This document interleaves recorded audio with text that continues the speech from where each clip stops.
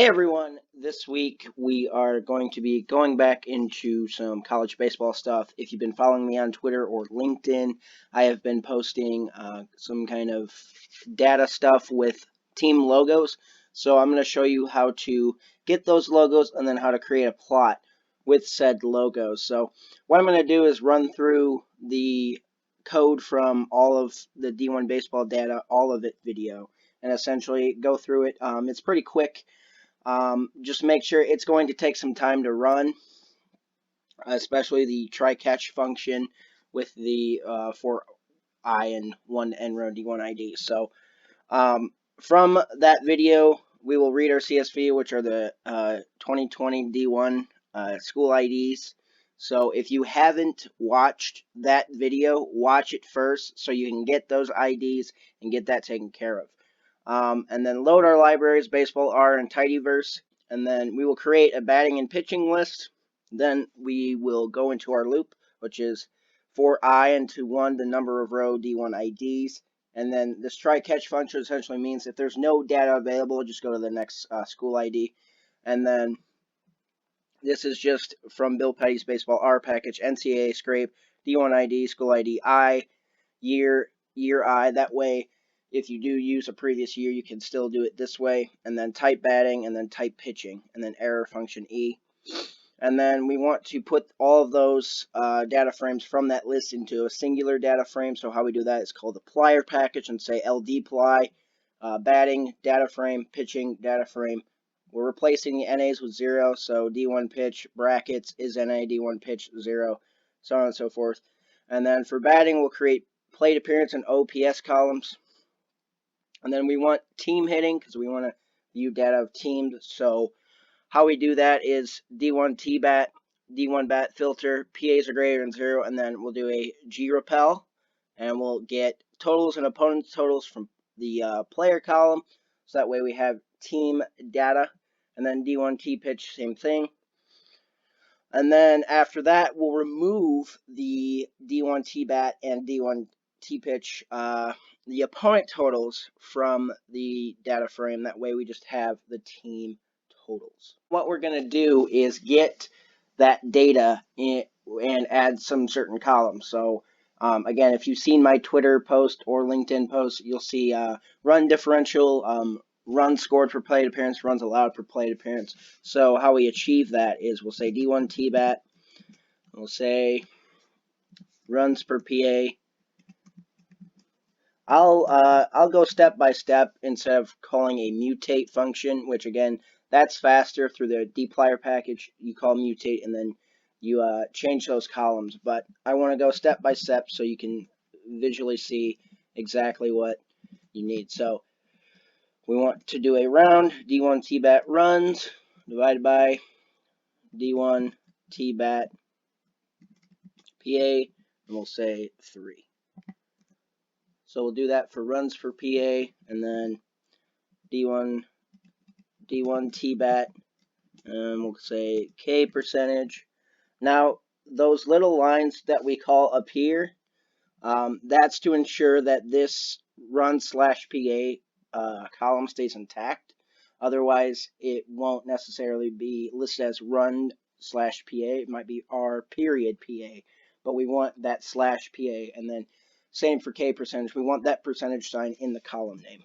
So D1 T-bat K percentage round D1 T-bat K divided by D1 T-bat PA, and again 3. And we'll go forward with the pitching as well. So D1 T pitch, and we'll say runs allowed per batter face. So R divided by BF, and we'll say round D1 T pitch. Again, runs D1 T pitch, batter's face, and 3. And then strikeout percentage. Again, you can add columns however you want. You can add more columns if you want to view kind of certain other things like, extra base hits allowed, things of that nature. That's great too. The more the merrier. Again, this this video is just to show you how to create those logos and get those data frame in there. So we'll say round D1 T-pitch strikeout, D1 T-pitch batter faced 3. Run all those. Now we're going to put that into one data frame. Now you can keep more columns if you want. I just have the 3 that we made, so I'll say merge D1 T-bat, and then Y equals D1 T-pitch, and then we'll use the dplyr package here. We'll say select, we'll say school, runs per batter faced, and then strikeout percentage. What do you want to merge it by? So we'll say by school, and then we want all X equals true. So now all the D1 data is into a singular data frame. I'm going to show you how to get the logos and slash colors. So there's actually 2 different ways to do this. Luke Benz created the ncaahoopR package, which is playing around with college basketball data, men's college basketball data. Great package to use if you want to use men's college basketball data. Great to use if you want to, say, model possible tournament predictions of that nature. Anyways, that as well. And then Scott Nestler came up with wncaahoopR, which is the women's basketball version. And so both have those logos and those primary colors and secondary colors, so on and so forth. So I used, for this one, while I was doing this video, I used wncaahoopR because that was already loaded into my library. So I did that, and then what I did was call a colors data frame, and we'll say wncaahoopR, and we'll say ncaa colors, which is just a data frame of all the ncaa colors, and we'll say select ncaa name, logo, URL, and we'll say primary color for now.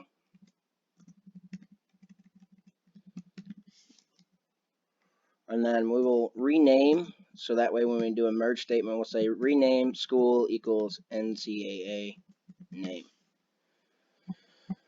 So we'll run this, got the colors package, and we can see all these schools are listed as well as their logo URL and then their primary color. Now, there was one school that wasn't listed on here that's in Division I baseball, surprisingly. So first we got to figure out the D1 logos. So D1 logos equals merge. We'll say our data frame from earlier, the D1 IDs, and then Y equals colors. And we'll say by school, of course. And then we want all the X values, so all X equals true. Select school, logo, URL, and then primary color. And we will see, if we keep going down, Dallas Baptist is the only one that doesn't have a logo URL to it. So another way to check that is sum is.na D1 logos, and we'll say logo URL. To continue, we will merge that D1 data with the logos, and then to replace that specific instance, since it was at row position 58, we'll say D1 data logo URL 58, and then this URL matches the other URLs, except it is for Dallas Baptist. So throw that in there, and we're good to go. Now we will do another one where we'll say run differential per plate appearance. So D1 data RD, which is run differential, and we'll say D1 data runs per PA minus D1 data runs per batter faced. Before I get into the actual code, most of this code came from a GitHub tutorial on cfbscrapR, which is college football scraping data. And Parker Fleming is the person's name. He did a great job of showing us how to add logos and most of that code from that tutorial. So if you use that and you like it, feel free. I know at the bottom of his page he says, chip in some money to him. Feel free to do so. I did. And if you want to chip in some money to me for all these tutorials that I give you, feel free to Venmo me. My Venmo is at RobertFry7. Any donation is greatly appreciated, and I love making this content for you all. If you haven't installed ggimage and called ggimage, please do so. Remove this comment, install package ggimage, and then once it's installed, call it in your library. And what we'll do is we'll create a function essentially, so you can see kind of multiple plots and don't have to rewrite code over and over. So what we'll do is call per PA plot. We'll say conference equals all, and then squiggly brackets to indicate the function, and we'll say title equals if conference equals all, then we'll say in quotes division 1, else, and then we want 3 squiggly brackets because 2 of them indicate that we're changing that function in the conference. So if we say SEC or Big 12, that means that title will read SEC or Big 12, things of that nature. And then we'll say filt is if, again, conference equals all, then just simply D1 data, else D1 data, filter, conference equals, again, the double brackets, the double squigglies. Wow, I cannot grab them. Conference. And I cannot spell conference either. So what essentially that does is breaks the data down into if you want all conferences or just a singular conference. Now we'll call it into a ggplot. So ggplot, again, if we have the tidyverse package loaded, ggplot is part of that tidyverse package. So we'll say ggplot fill, then aesthetics, and we'll say AES, and let's see, I'll say X equals runs per batter faced, and then Y equals runs per PA, not PQ, get out of here. We'll plus to indicate more code, and then this is where the ggimage comes in, so geom image, and we'll say image equals filt, since we created that filt data set, and filt logo URL, and then we'll say the aspect ratio is 16:9. Continuing on, we can say labels, so labs equals X equals runs allowed per PA, and then Y equals runs scored per PA. Things of that nature, and then I'll add personal caption. So you can say things of this nature. So I'll say figure, and then my Twitter, which is at RobertFry40. And then we'll say data is from baseball R. So data, baseball R. And then continue on. Title equals, we'll do a pace 0. This is where the title comes in. So pace 0, we'll say team efficiency in, and then title.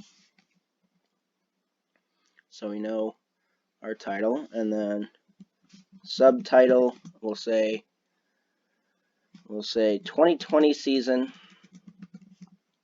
then we'll say through March 9th of 2020.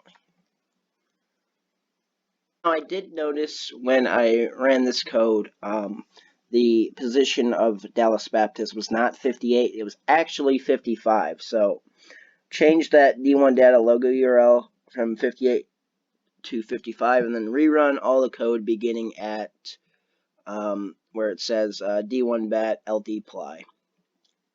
And again, my apologies for that, but this is how you can create these plots and things of that nature. Here's the plot zoomed in. We can see that Tennessee is number one in terms of runs scored, scoring the most runs and allowing the fewest runs. Really good in that nature. But this is exactly what you can see now. You have logos. It's great. Highly recommend using it. Feel free to use other variables in the plots, and tweet at me at RobertFry40 when you create one of these plots and show me something cool. I hope you enjoyed watching this video. Feel free to like and subscribe for future content. And if you dislike it, I understand. But next week we will do a little bit more stuff with this kind of nature. So like and subscribe. Have a great day.